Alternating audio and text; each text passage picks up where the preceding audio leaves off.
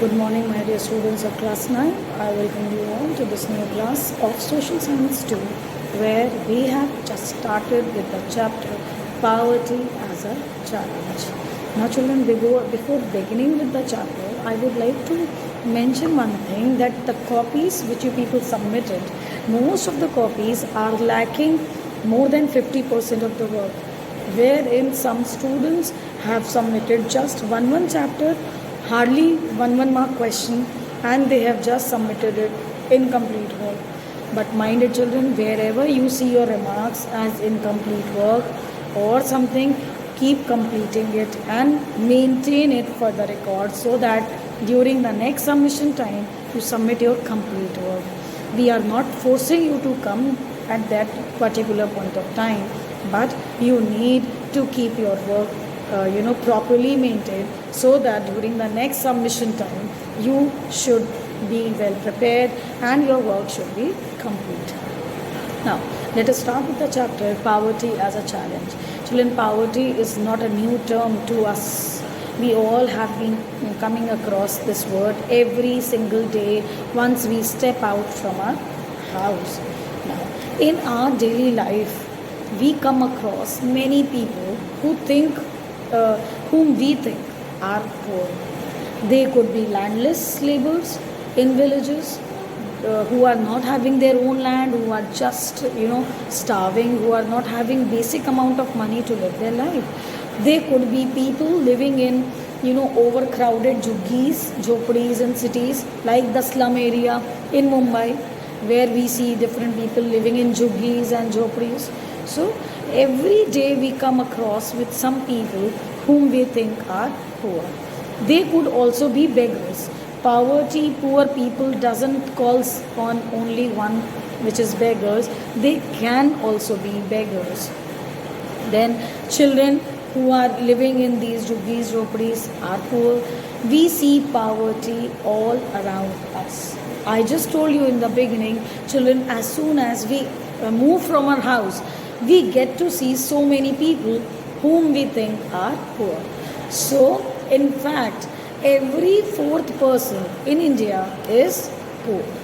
Now, this roughly means, children, that 260 million, approx 26 crores people in India are in poverty. This also indicates that India has the largest single concentration of the poor in the world. Now, this clearly explains the seriousness of this challenge. Now, children, when we get to know that in India, every fourth person is a poor person, how tough and such a big challenge it is to deal with. So, here comes the title of the chapter, Poverty as a Challenge.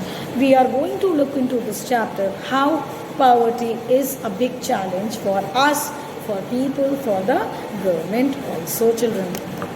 Now, in this chapter, if you read from your books, you will see two typical kind of cases. Poor people are everywhere. We saw the poor landless laborers who are living in villages. Then we saw people living in slums, jhuggis and jhoppadis in metropolitan cities. So there are two typical cases in the book, children, which are explained here. Let us see the urban case, the story of Ram Saran. Children, Ram Saran is a 30-year-old and he is a daily wage laborer in a wheat flour mill in Jharkhand. Children, he manages to earn around 1500 a month when he finds employment. Now, did you see the condition? The Ram Saran, who is a daily wage laborer in urban area, where he manages to get 1500 in 1 month if he finds work.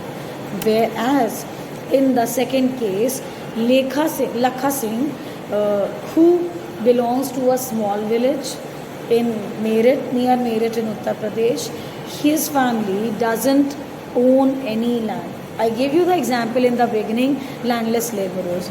Same is the case which is mentioned in the book, children. Lakha Singh is a small landless laborer who is not having his own land. So Lakha Singh and his family try to do different jobs at the farms of different farm owners, right children? So at these times they are being paid 50 rupees for one day's hard work. Now, can you make differences in these two conditions of the poor people who belong to a urban place and who belong to rural place? So the basic differences are this, that these rural poor are exploited even more. Their urban, if even if they are getting 1500, the expenses to live in an urban area is too much. Now children, I would like to stop my class where you are going to read the stories of these two people from two different cases, where so that when I explain the differences in the next class, you people can comprehend the chapter very well. So thank you so much children, and have a nice day.